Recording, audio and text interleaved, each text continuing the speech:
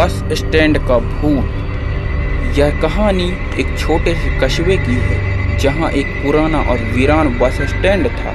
यह bus stand कई सालों से बंद पड़ा था और लोग कहते थे कि वहां भूतों का बसेरा है। स्थानीय लोग दावा करते थे कि उन्होंने वहां रात के समय अजीब घटनाएं और रहस्यमयी आवाजें सुनी। इस वजह से कोई भी उस बस स्टैंड के पास रात में जाने की हिम्मत नहीं करता था। राहुल और उसके दोस्त जो कॉलेज के छात्र थे, बस स्टैंड के रहस्यों का पता लगाने का निर्णय लिया।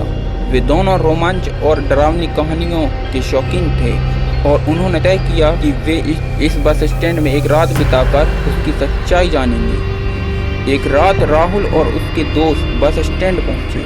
बस स्टैंड की इमारत बहुत पुरानी और जर्जर हो चुकी थी। चारों ओर घना अंधेरा था और बस स्टैंड की पुरानी दीवारों पर जाली लगी हुई थी। उन्होंने अपनी टॉर्च की रोशनी में बस स्टैंड का जायजा लिया। चारों ओर सन्नाटा था और हवा में अजीब सी ठंडक थी। उन्होंने बस स्टैंड की प्रतीक्षालय में कदम रखा जहां चारों ओर भूल जमी और पुराने टिकट बिखरे हुए। चलते चलते वे बस स्टैंड में सबसे पुराने हिस्से में पहुंचे जहां कहा जाता था कि सबसे ज्यादा अजीब घटनाएं होती थी।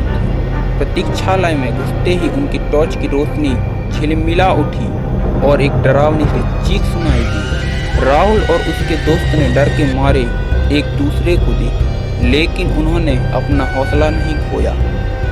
वे आगे बढ़े और प्रतीक्षालय के अंदर एक पुराने कमरे के अंदर बहुत खूब अंधेरा था। उन्होंने टॉर्च की रोशनी में देखा कि वहां एक पुराना बेंच रखा हुआ था जिस पर कुछ लिखा हुआ था। राहुल ने पास जाकर देखा तो पाया कि बेंच पर खून के धब्बे थे और कुछ डरावने निशान बने हुए थे।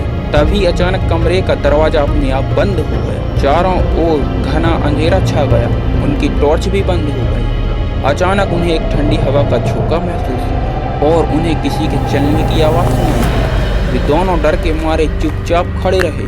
तभी एक भूत की आकृति सामने आई। एक महिला की आत्मा थी जिसकी आंखों में दर्द और पीड़ा थी। उसने कहा, यह बस स्टैंड मेरा है, तुम यहाँ से नहीं जा सकते। राहुल और उसके दोस्त ने हिम्मत जुटाई और पूछा, तुम कौन हो और तुम्हें यहाँ क्या चाहिए?